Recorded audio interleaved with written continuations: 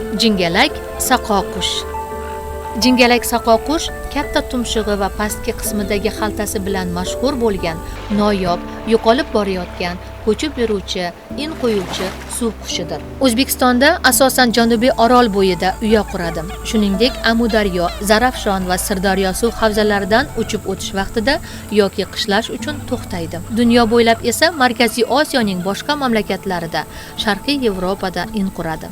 Qish mavsumini o'tkazish uchun esa Janubiy Osiyo, Hindiston va Afrikaga uchib ketadi. Bu qush zaif, soni oz va uchib o'tuvchi tur hisoblanadi. Uning yashashi uchun toza va tiniq suv havzalari juda muhimdir.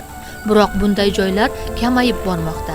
Jingalak saqoqush mohir baliqchi hamdir. Tumshug'ining ostida katta teri xaltasi bo'lib, u baliq ovlashda xuddi to'r vazifasini bajaradi. Uning patlari asosan oq bo'lsa-da, ma'lum vaqtlari qizg'ish tusga kiradi.